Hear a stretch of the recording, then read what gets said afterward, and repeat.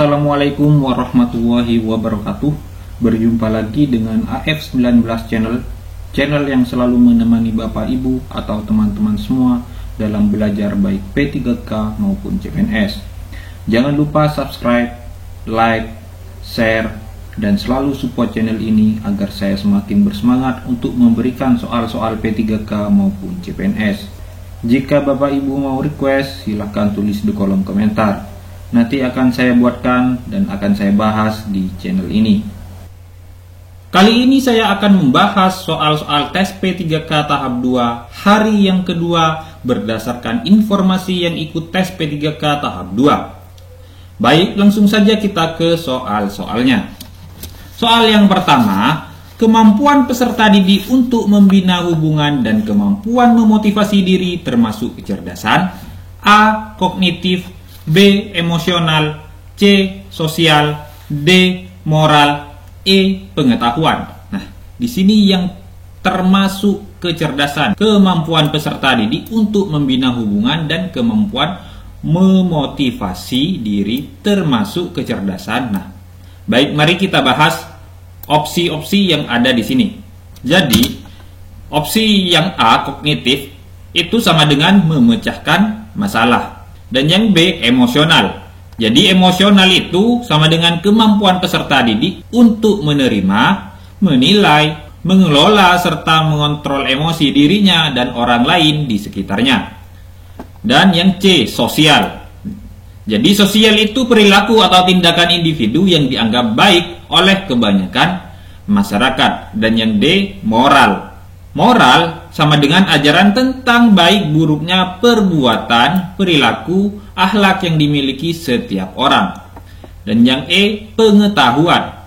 Pengetahuan itu sama dengan berbagai gejala yang ditemui dan diperoleh manusia melalui pengamatan akal. Nah, sehingga yang termasuk kecerdasan, kemampuan peserta didik di sini adalah yang B, emosional, kemampuan peserta didik. Nah, ini ada kemampuan peserta didik untuk menerima, menilai, mengelola, serta mengontrol emosi dirinya dan orang lain di sekitarnya. Soal selanjutnya, seorang peserta didik mampu mengendalikan diri dengan baik dalam berbagai situasi dan mampu menjalin kerjasama yang baik dengan teman-temannya dan mampu memposisikan diri di lingkungan dengan baik.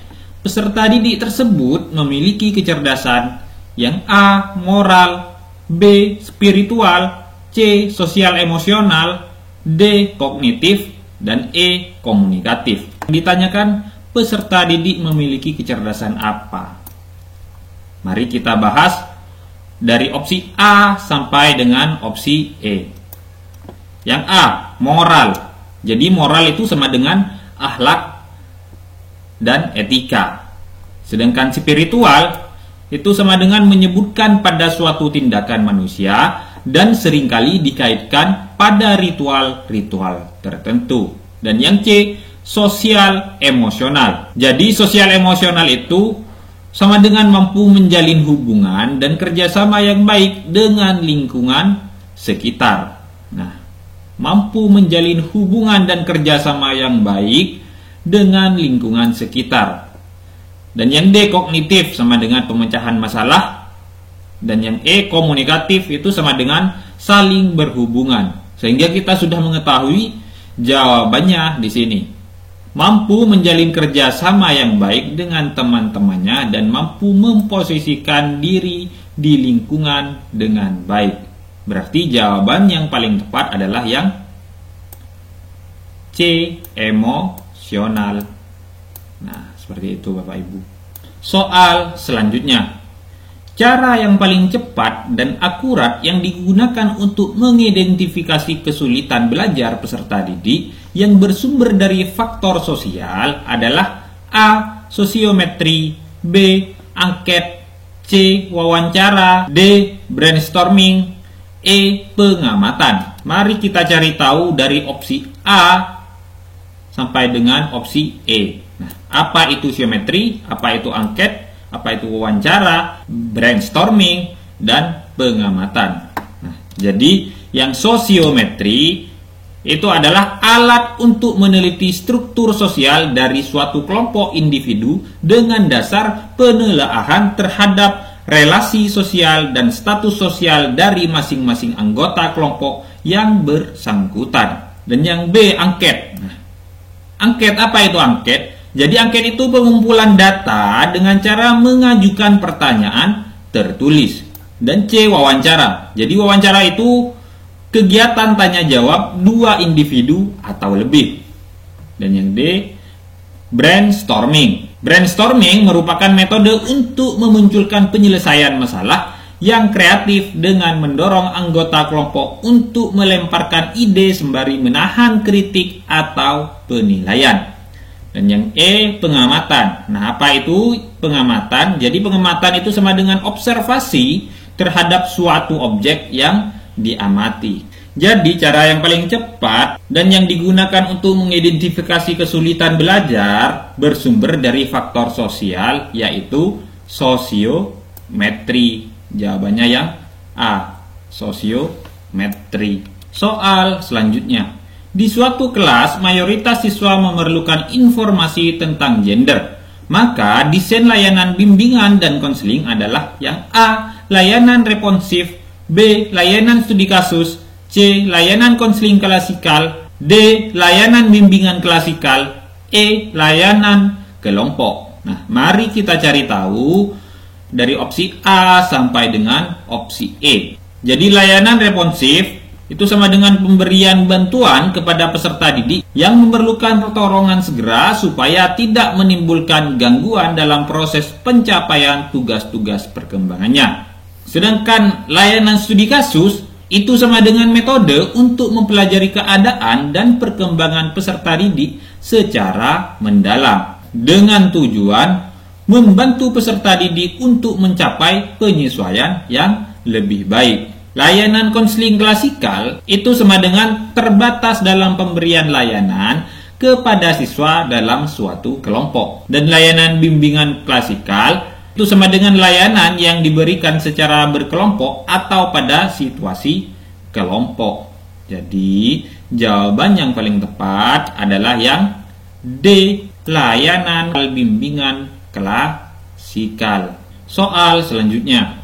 Tahap remaja mulai menggunakan keterampilan dan kemampuan pribadi sebagai pertimbangan dalam melakukan pilihan karir disebut tahap A, nilai, B, kapasitas, C, transisi, D, minat. Jadi perkembangan karir sangat erat kaitannya dengan pekerjaan seseorang. Nah, keberhasilan seseorang dalam suatu pekerjaan bukanlah sesuatu yang diperoleh secara tiba-tiba atau secara kebetulan, namun merupakan suatu proses panjang dari tahapan perkembangan karir yang dilalui sepanjang hayatnya, mulai dari usaha memperoleh kesadaran karir, eksplorisasi karir, persiapan karir, hingga sampai pada penempatan karirnya.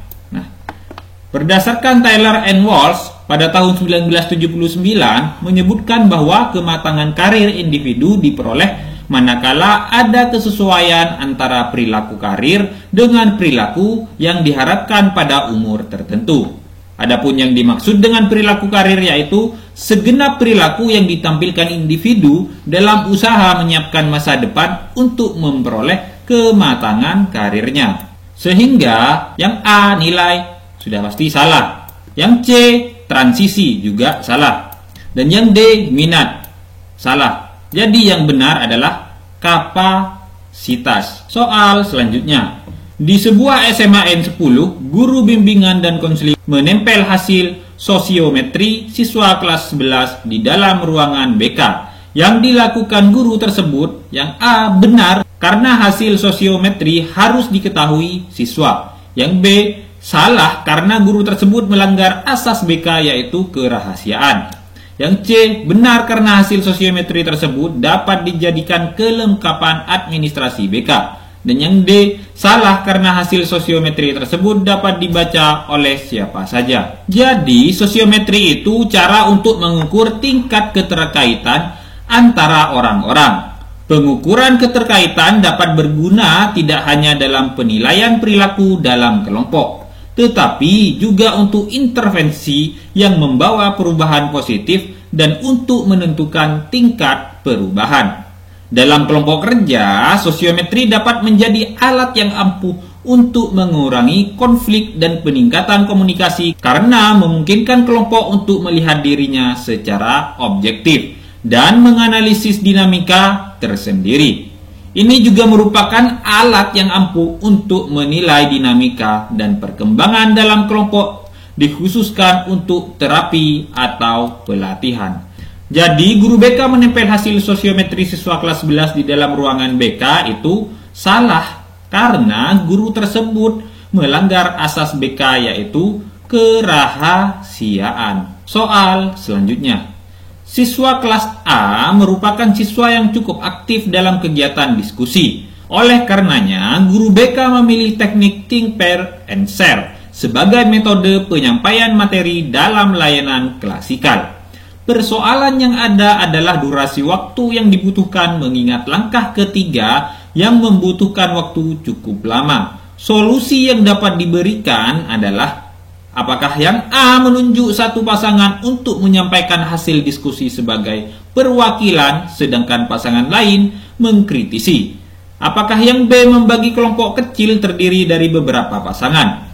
Apakah yang C meminta perwakilan dari siswa secara acak untuk menyampaikan hasil diskusi? Dan yang D tetap memaksimalkan setiap pasangan menyampaikan hasil diskusi dengan membagi waktu yang ada sebisa mungkin secara merata walau sebentar. Jadi metode think, pair, share atau TPS merupakan salah satu metode pembelajaran yang perlu digunakan dalam kegiatan belajar mengajar.